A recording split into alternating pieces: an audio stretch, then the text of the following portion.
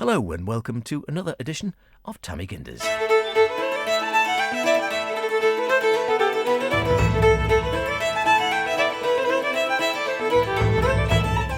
Once again this week we're wondering about all things Manx. Well, maybe somebody who didn't start off as Manx but is very well known now. I am going to have a real puzzler for you and a great challenge as well, just involving one match. Can't wait.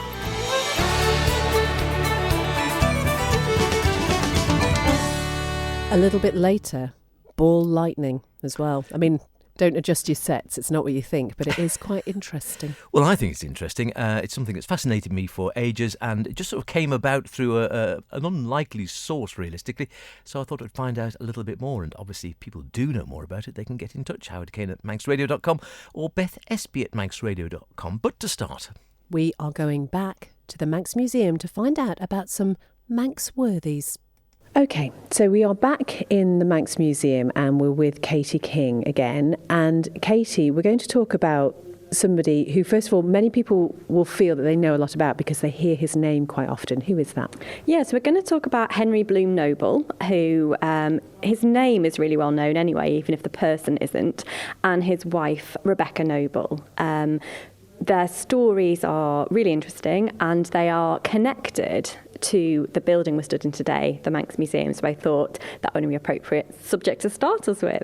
He was born in Cumbria, in fact, and moved to the Isle of Man in his 20s, where he sort of really excelled at business. He started off in Cumberland sort of as a wine and spirit merchant. Then he came to Douglas to run a wine and spirit merchants here. So he's like a manager, and then he just kept making really sound business decisions. And it was at a time when the Isle of Man was sort of, the tourist industry was beginning to take off, the mines, there was lots of profit to be made in the mines. And what he essentially did was invest really wisely. And then in his own lifetime, he became the richest man on the Isle of Man by quite some margin.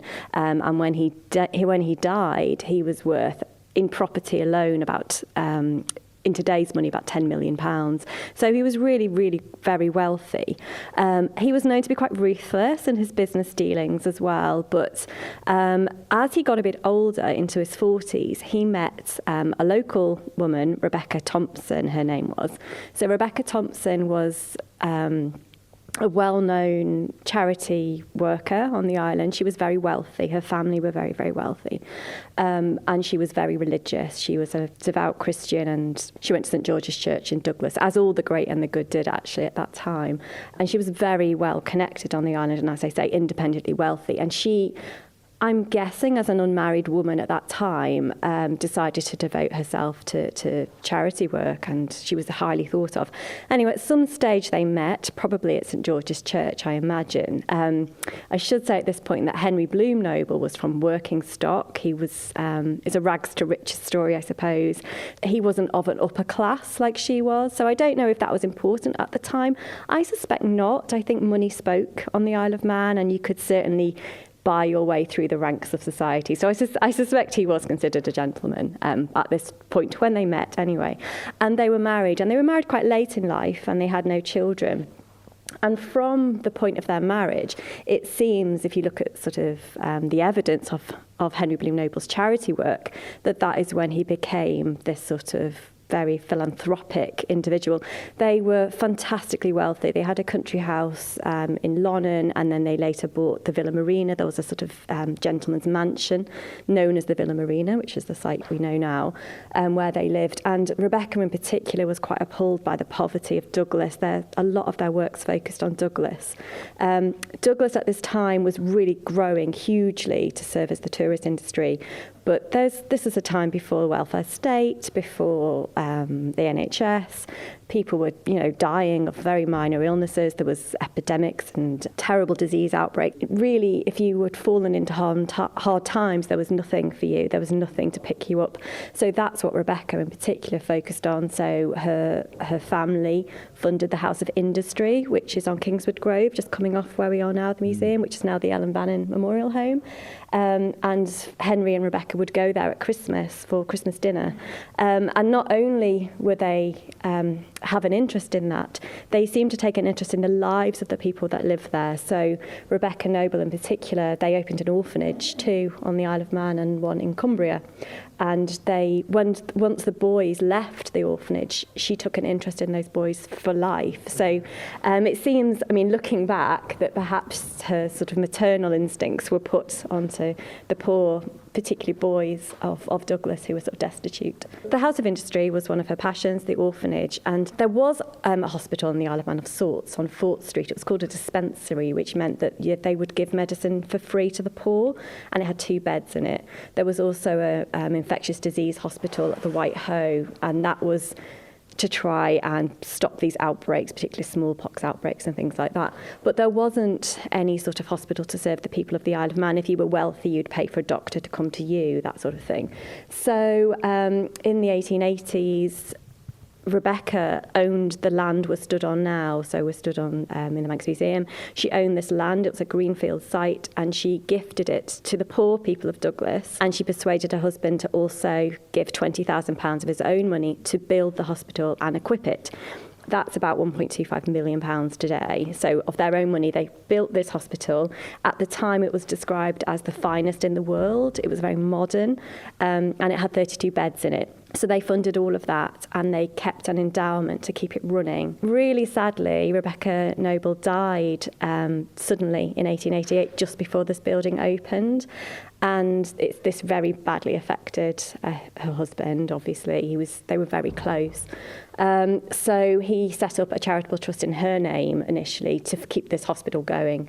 And that became the Henry Bloom Noble Trust that we know today. So even today, there's so much money in that pot from his investments, and it's been very well looked after initially from the initial trustees and over the preceding years, that they've just bought, for example, a £1 million MRI machine for the hospital. They funded, or part funded, the new children's hospice, Rebecca House, named after Rebecca Noble. And in the museum, we've got loads of things actually connected to Henry Bloom Noble. We've got his archive and the trustees, all the sort of archival material relating to the trustees.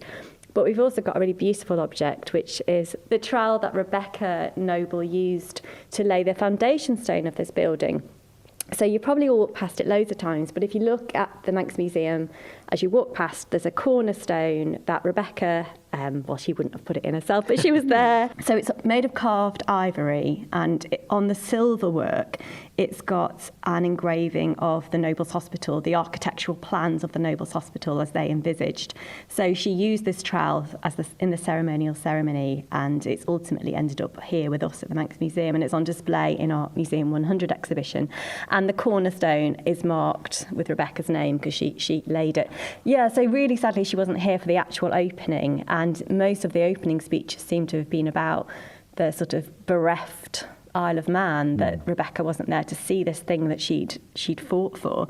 And even if you read about her funeral, it seems to be very dramatic. So all the great and the good gathered at Villa Marina in their carriages as the hearse was taken to St George's, and it said in the newspapers that Henry Bloom Noble had to be helped into his carriage. He was so broken. And then all the poor of the people lined the streets. And she was very good. He was a major shareholder in the steam packet company, Henry Bloom Noble. And she used to give welfare packages to the employees. So all the employees lined the streets, and people shut their blinds and closed their curtains. It seems like a real Victorian funeral that affected the Isle of Man. And then, he carried on the philanthropic works in her name. Some of the things that I think are really sweet, actually, is he funded, the trust funded Noble's swimming pool, Noble's bath, and that was free to all Manx school children. They also funded free school dinners for Manx school children. They were very focused on helping the working poor, because I guess he came from nothing and he wanted to bring other people up. I think he went quite bitter towards the end as well, sadly. He fell out with quite a lot of people, but that charitable legacy should never be forgotten. And I don't suppose, realistically, that charity legacy is forgotten, because there's still Nobles everything. It's just how much people remember about the man himself, and indeed his other half, as with hearing of his wife as well, did so much. And I was sort of thinking after we were doing that, is there Are there modern day equivalents? I don't know. Would you necessarily know about them? There are trusts and charities, I suppose. But I think that the Rebecca side of this story is the most significant, really, because I knew that it was called Rebecca House, and that sudden realisation that it's because of her it's called that. And actually, I think from what Katie was saying, she really was the driving force for many of their charitable works. So the original power couple, we reckon. Yeah. Although interestingly, again, I was thinking when we were going around doing that, and I was thinking, can I think of a modern day parallel? And the only one that I could sort of think of, and it's a shift of the times, isn't it, was someone like David Dorricott or whatever. In as much as back in the day then, clearly Henry Bloom Noble and his wife, they were sort of rather, and she in particular, was sort of really concerned about the poverty on the Isle of Man. And I'm not suggesting there's no poverty now, but by and large, the Isle of Man's seen as quite a wealthy place. And you think that like of David Dorricott and his company that every year give away hundreds of thousands or sometimes millions of pounds, but it tends to go to third world countries with people who are without a doubt much, much worse off than anyone on the Isle of Man is. Interesting, isn't it? But fascinating finding out about the Nobles, and we'll be finding about somebody else next week.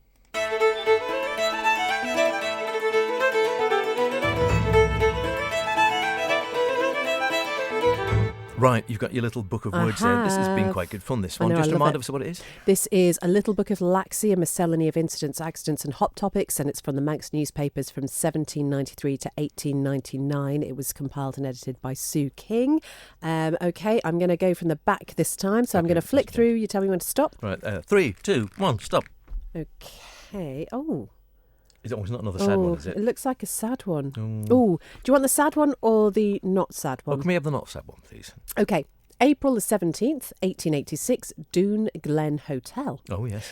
Mr. Bailey of the Doon Glen is at present erecting a fine hotel at the top of the glen on the side of the Ramsey Road. On the ground floor there will be a bar, 52 feet by 20, an office, sculleries, kitchen, sitting room, bar parlour, car men's room, pantries, etc.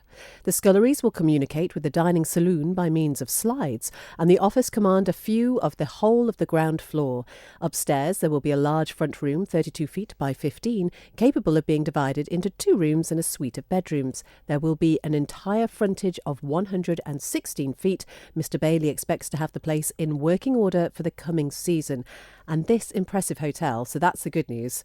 The not so good news is that this hotel was destroyed by fire in 1932, and you can actually still see the remains of the lower walls at the back of the Doon car park. Is that right? Mm-hmm. Wow. There is a sort of Doon hotel still there, the pub or whatever, isn't there? But, which seems to keep changing hands and opens and closes and restaurants and whatever, but... There you go. Different image, yeah. I didn't know the original one had burnt down. Speaking of burning down, here's a real burning topic for you. I wonder, it's something that's puzzled me for ages, so I thought it came up in dispatches recently. Have a listen.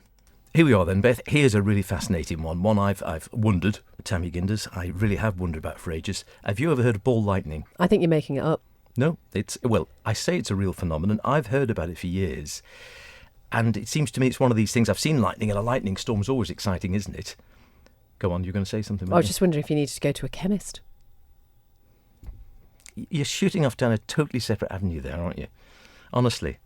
Listen, this is a serious matter we're talking about here. So proper lightning, which we're all sheet lightning and fork lightning we're all aware of. And then there's this phenomenon supposedly called ball lightning, which seems incredibly rare, and there seems to be a bit of a debate from what I've read about of whether it really, really exists or quite where it fits into the phenomena scale, although there have been various reports. And I always assumed it was in sort of places you get tornadoes or whatever out in Texas and the big plains and such like. And then recently, in short order, I've had 2 reports, not they are sort of historical ones, not something that's happened in the last few weeks, but 2 reports of people claiming to have seen, it seems like, ball lightning here on the Isle of Man. Okay. I've never heard of it. I'll be honest, I've never heard of it. I do love a good lightning show. You know, when there's thunder and lightning and you're watching it, it's amazing. Ball lightning, I think, would be quite terrifying, wouldn't it? And it's literally this. I think it appears to be, it appears like a ball of fire in all sorts of weird spots, and then usually moves. Sometimes in a room. I've heard of it in planes. In planes? Yeah, actually, I've heard a report of it coming down the central aisle of a plane. I don't know. Obviously, you just don't know.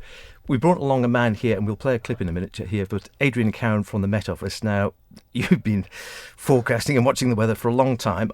I'm assuming you've heard of it, and I'm assuming, like the rest of us, you've never actually seen it or have first-hand account of it. Well, you're correct. I have heard of it, but never observed it, and neither have any of my colleagues, and including my retired colleagues. And the Met Office has been around for over 75 years, and nobody's observed it at the Met Office or recalls seeing reports come into the Met Office, and we get lots of reports about strange things going on in the sky and around our coast, but never anything about ball lightning.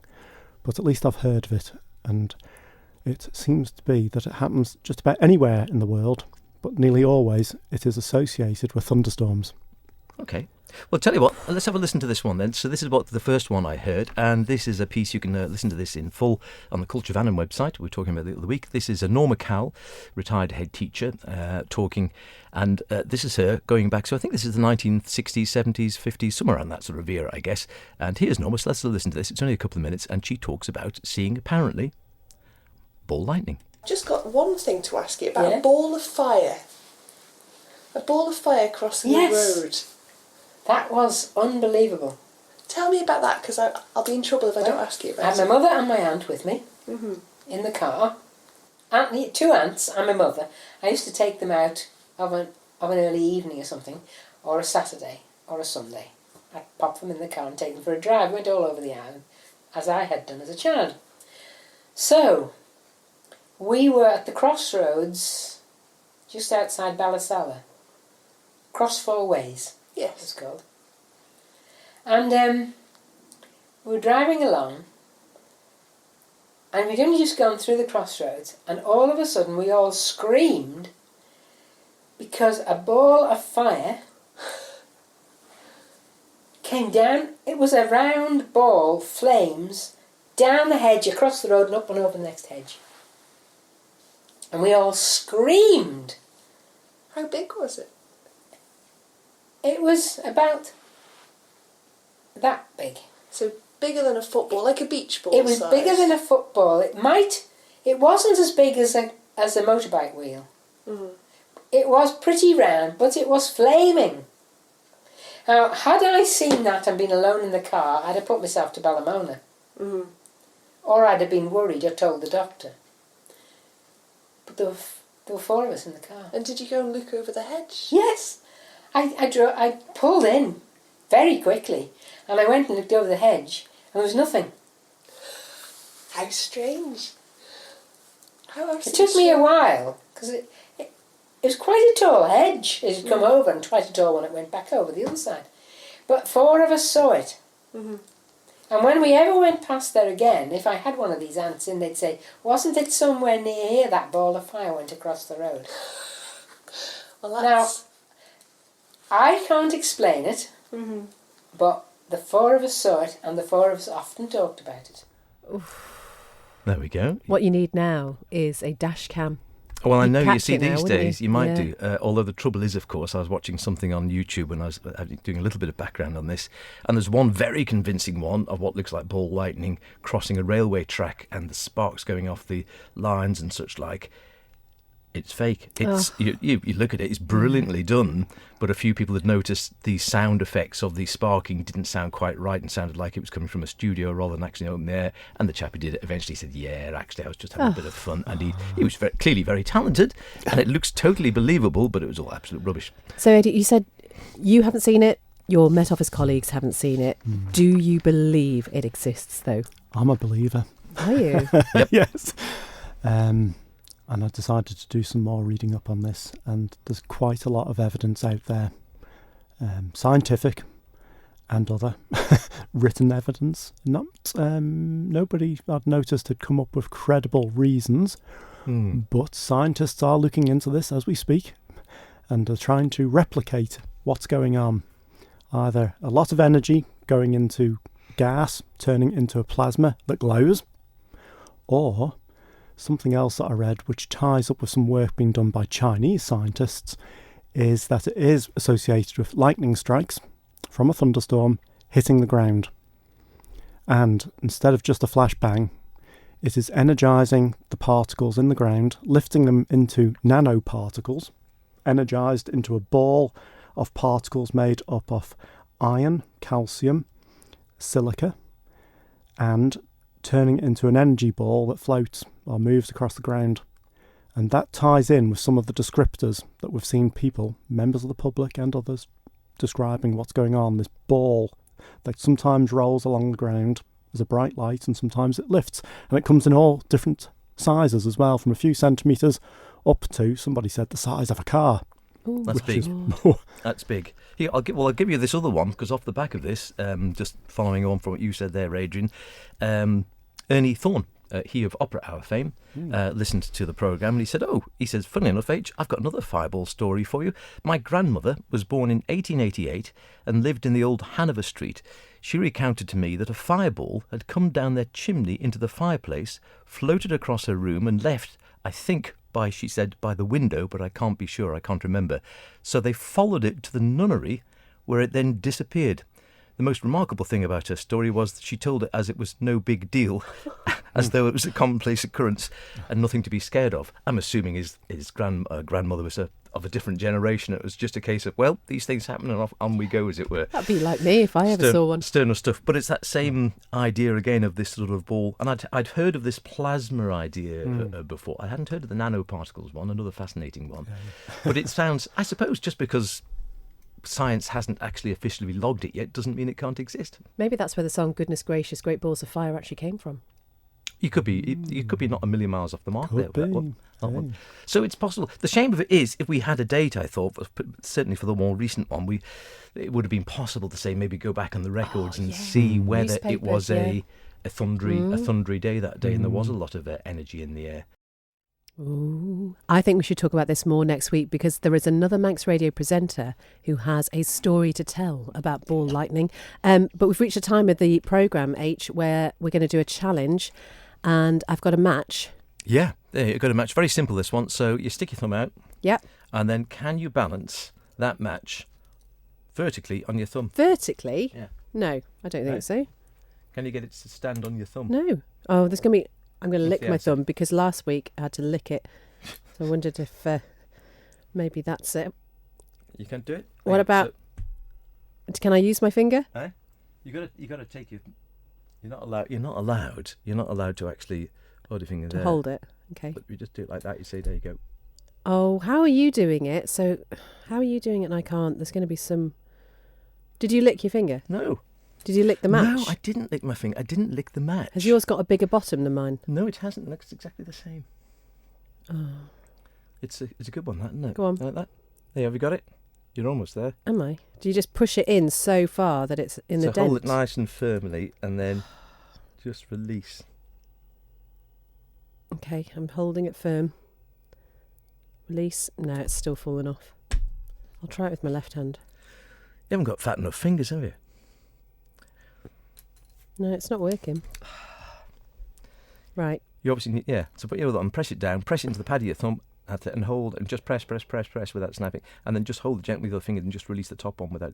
So you might need just to hold it steady, and just take the top one off there and see if it goes. Yay! No. Well, Fell close. off. Pretty close. Okay, I've had a dip in the archive room and I have found some romantic poetry dating back to 2007. 2007. Shall we see what's there? Hang on. Oh, this sounds very it's romantic. very romantic. Come live with me and be my love, and we will all the pleasures prove that valleys, groves, hills and fields, woods or steeply mountain yields. And we will sit upon the rocks, seeing the shepherds feed their flocks, by shallow rivers to whose falls melodious birds sing madrigals. And I will make thee beds of roses and 1,000 fragrant posies, a cap of flowers and a kirtle, embroidered all with leaves of myrtle, a gown made of the finest wool, which from our pretty lambs we pull, fair-lined slippers for the cold, with buckles of the purest gold, a belt of straw and ivy. Our own Bob Harrison. 2007. We feature on this as well, somewhere down the mix. Maybe we should keep this one for next week. Oh, maybe we should play more. That's more or less it for this week, though. Would you believe time's gone again? Look after yourself. Same time, same place next week. Take care. Bye-bye.